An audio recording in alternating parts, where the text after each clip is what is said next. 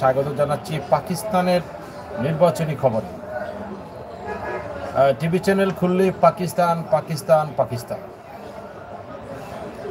মনে হচ্ছে পাকিস্তান জপতে জপতে আজকে টিভি চ্যানেলের যারা সাংবাদিক আছেন বাংলাদেশের, তাদের স্বপ্ন দোষ হবে আজকে পাকিস্তানের যে বিভিন্ন নায়িকা আছে, যাদের ডান্স দেখে তাদের সাথে আজকে রাত্রে স্বপ্ন দোষ হতে পারে।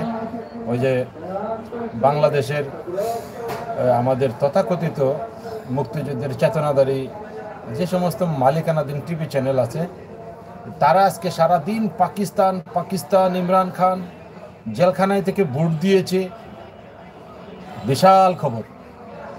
সারা পৃথিবীতে হইচই পড়ে গেছে যে ইমরান খান জেলখানায় থেকে নির্বাচনে ভোট দিয়েছে। এই হচ্ছে খবর, এটা বিশাল খবর। এটা বলে না যে পাকিস্তানের ইমরান খানকে জেলখানায় রেখে তার দলের যে দলীয় প্রতীক, সে প্রতীক নিয়ে তার দলকে নির্বাচনে অংশগ্রহণ করতে, এটা কোন ধরনের গণতন্ত্র? একটা দলের প্রধান যেই খানই হোক, সে দুর্নীতি করতেই পারে, দুর্নীতির সাথে জড়াতেই পারে, তার বিচার হবে আদালতে। কিন্তু দলীয় প্রতীক বন্ধ করে দিয়ে দলীয় প্রধানকে জেলখানায় ঢুকিয়ে, তারপরে জেলের ভিতরে থেকে বেশিরভাগ নেতাকে জেলখানায় ঢুকিয়ে বাংলাদেশি ভার্সন নির্বাচন উপহার দিবেন। তারপরে আমাদের বাংলাদেশের মিডিয়া তারা সবাই জিকির করছে পাকিস্তানের নির্বাচন হয়েছে, বিশাল কিছু হয়েছে, ইমরান খান জেলখানায় থেকে ভোট দিয়েছে, এক ভোটে ইমরান খানের দল জিতে যাবে।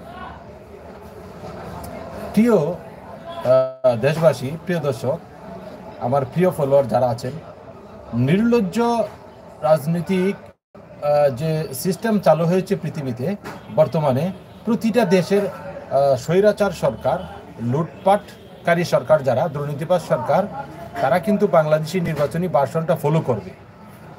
কারণ একসময় মিশরের যে হোসনি মোবারক 30 বছরের উপরে উনি স্বৈরাচারী কায়দায় ক্ষমতায় ছিল সেনাবাহিনীর সমর্থন নিয়ে, তারপরে এখন আবার মিশর এইভাবেই আছে। ওই যে মিশরের হোসনি মোবারকের নির্বাচনী স্টাইল, কিভাবে ক্ষমতায় থাকতে হবে তথাকথিত নির্বাচন দিয়ে, সেটা কিন্তু বাংলাদেশ ফলো করে, এবং বাংলাদেশ দীর্ঘ অনেক দিন ধরে কিন্তু আছে ক্ষমতায় পাতানো নির্বাচন দিয়ে। আপনারা জানেন বাংলাদেশের বিভিন্ন জনসভায় ইন্টারনেট বন্ধ হয়, বিরোধী দলের জনসভায় ইন্টারনেট বন্ধ হয়, বিভিন্ন রাজনৈতিক কর্মসূচিতে ইন্টারনেট বন্ধ হয়। পাকিস্তানেও কিন্তু একই স্টাইলে ইন্টারনেট বন্ধ হয়ে গেছে। আজকে ভোটের দিনে ইন্টারনেট বন্ধ, মোবাইল সেবা বন্ধ, মানে মোবাইলের নেটে আর কাজ করে না, মানে কাজ হয় না। মানে বাংলাদেশের যে রাজনীতির যে ভার্সন, তথাকথিত রাজনীতির যে নতুন ভার্সন চালু হয়েছে শেখ হাসিনার মধ্য দিয়ে, এই ভার্সনটা কিন্তু এখন পাকিস্তান ফলো করবে, এবং নেক্সট টাইম ইন্ডিয়াতেও তারা কিন্তু কম বেশি ফলো করতেছে, এবং সামনের নির্বাচনে আরও বেশি ফলো করবে। মানে বিরোধী দলীয় নেতাদেরকে জেলখানায় ঢুকাতে হবে, তারপর ইন্টারনেট বন্ধ করে দিয়ে যে সরকারি যে বিভিন্ন বাহিনী আছে, নিরাপত্তা বাহিনী, তাদেরকে নিয়ে একটা কূটকৌশল করে পছন্দনীয় যারা সরকারি বাহিনীগুলোকে সবচেয়ে বেশি বেতন দিবে, ফেসিলিটি দিবে, এইরকম একটা মানে পুলিশ বান্ধব, সেনাবাহিনী বান্ধব একটা সরকার, যারা সবসময় জনগণের চেয়ে এদেরকে বেশি বেতন দেওয়া, বেশি দুর্নীতি করার সুযোগ দেওয়া দিবে, এইরকম একটা সেনা সমর্থিত বা পুলিশ সমর্থিত একটা সরকার কায়েম করতে চাইবে স্বৈরা শাসকরা, যেটা আমাদের দেশে হয়েছে, আমাদের দেশ থেকে শিখে এখন পাকিস্তানেও হয়েছে। তবে একটা বিষয় পাকিস্তানে যেটা বলতেই হয়, যে পাকিস্তানে কিন্তু যে কোনো সময় প্রধানমন্ত্রী হোক, ইমরান খানকে প্রধানমন্ত্রী থাকা অবস্থায় দুর্নীতির কারণে তাকে কিন্তু জেলে যেতে হয়েছে, এবং দুর্নীতির কারণেই কিন্তু আদালত তাকে আজকে নির্বাচনে দিচ্ছে না, মানে একটা উচিলা। কিন্তু আমাদের দেশে তো এরকমও নেই। আমাদের এই 52 বছরের ভিতরে দুর্নীতির কারণে বাংলাদেশের কোনো প্রধানমন্ত্রীকে জেলে নিয়েছে, দুর্নীতির কারণে প্রধানমন্ত্রীর ক্ষমতা থেকে সরে যেতে হয়েছে, বা দুর্নীতির কারণে একবার জনগণের সামনে বলতে হয়েছে যে সরি, আমি এটা ইমরান খানের মতো একজন ব্যক্তি, একজন ক্রিকেটার, যার বিশ্বব্যাপী যার জনসমর্থন আছে, পরিচিতি আছে, সেই একজন ক্রিকেটার, এবং সে পাকিস্তানের প্রধানমন্ত্রী হওয়ার পরও তাকে জেলে যেতে হয়েছে, এবং তার দলের প্রতীক মানে বন্ধ হয়ে গেছে। তার দলের বেশিরভাগ নেতারা জেলখানায় আছেন, তারা স্বতন্ত্রভাবে নির্বাচন করতেছে। তো এই নির্বাচনী সিস্টেমটা নেক্সট টাইমে ইন্ডিয়াতে কিছু কিছু ফলো হয়েছে, এবং সামনের নির্বাচনে আরও বেশি ফলো হবে। ইন্ডিয়ার যে কংগ্রেস বা অন্য যারা বিরোধী দল যারা আছে, তারা তারা কিন্তু তেমন একটা কিছু সুযোগ সুবিধা পাবে না। নরেন্দ্র মোদী, উনিও কিন্তু একজন খুব ভালো একজন খেলোয়াড়, ভালো একজন প্লেয়ার, উনিও সুন্দর এই কৌশলটা কাজে লাগাবেন। আর এই কৌশলটার সবচেয়ে বেশি যে বুদ্ধি দিয়ে বিভিন্নভাবে সহযোগিতা করেছেন, এটি কিন্তু আমাদের দাদা নরেন্দ্র মোদীর দাদা আমাদের দাদির মাথায় ঢুকিয়ে দিয়েছে। আর আমাদের দাদি বাংলাদেশে এই সিস্টেমটা অ্যাপ্লাই করেছে। এখন বাংলাদেশ থেকে পাকিস্তান এটা ফলো করতেছে, একই স্টাইল। বিরোধী দলকে জেলখানায় ঢুকাও, বিরোধী দলকে জেলে ঢুকাও, বিরোধী দলের নেতাদেরকে বিভিন্নভাবে তাদেরকে দোষী সাব্যস্ত করো, দুর্নীতির দায়ে বিভিন্ন কারণে ভাবে তাদেরকে নির্বাচনের অযোগ্য ঘোষণা করো, খালি মাঠে গোল দাও। এইভাবে এই সিস্টেমটা এখন অন্য দেশে ফলো করতে থাকবে। এই যে যতটা দেশ এই দুর্নীতির সিস্টেম ফলো করে, যতটা সরকার স্বৈরাচারীভাবে ক্ষমতায় থাকবে, এর সকল ওই যে আমাদের মুসলমানদের ভাষায় বলে সোয়াব, আর হিন্দু ধর্মের ভাষায় বলে যে এটা হইল তাদের হইল গিয়া পুণ্য। এই যে পুণ্য তারা কামাই করবে, সকলের পুণ্য, হ্যাঁ, যে সকলের এই যে পাপের মূল, সকল পাপের দায়ভার যাদের কারণে এই সিস্টেমটা পৃথিবীতে আজকে এস্টাবলিশড হইতেছে।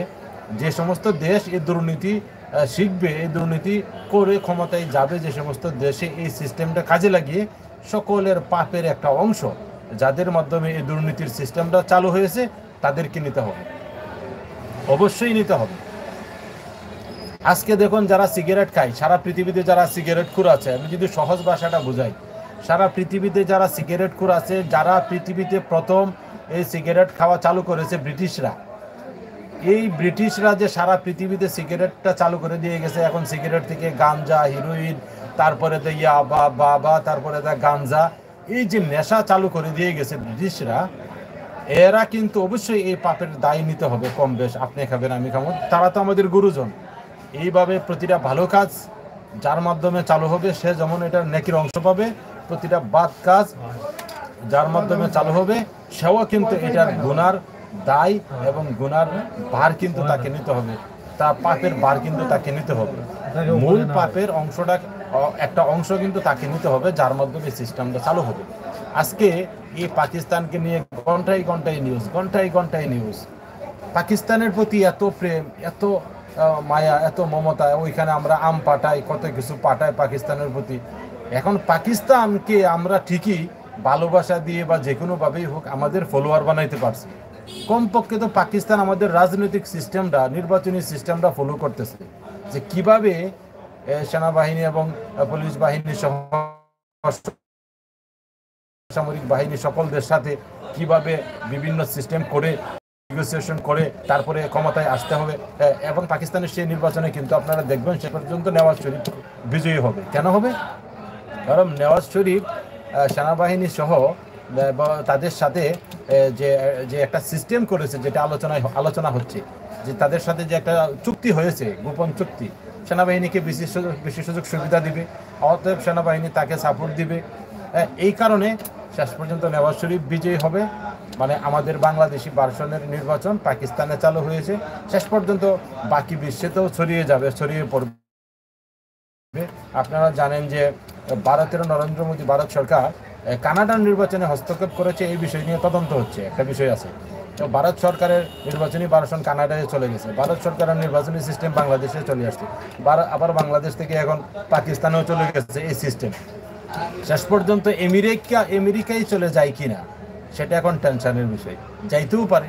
কারণ এই সিস্টেমটা তো একটা ভালো সিস্টেম। আমি আর সারা জীবন ক্ষমতায় থাকবো, হ্যাঁ, আমার দল সারা জীবন ক্ষমতায় থাকবে, থেকে বাকি সবাইকে দেশ বিরোধী, দেশদ্রোহী, রাজাকার, দুর্নীতিবাজ, বদমাইশ, গুন্ডা, লুচ্চা, চোর, এইভাবে বিভিন্ন দোষী করে তাদেরকে জেলে ঢুকিয়ে রাখবো, এবং আমার দল সারা জীবন ক্ষমতায় থাকবে, আমার চেলা চামুন্ডা যারা আছে, আমার বাচ্চা কাচ্চা, হ্যাঁ, তারপরে আন্ডা, তারপরে ডিম, মামলেট, মানে এইভাবে একের পর এক ক্ষমতায় থাকবে আমার দল সারা জীবন, এবার লুটপাট করতেই থাকবে, আর বাকি সব দেশদ্রোহী হিসাবে চিহ্নিত হবে যারা অন্যায় প্রতিবাদ করবে।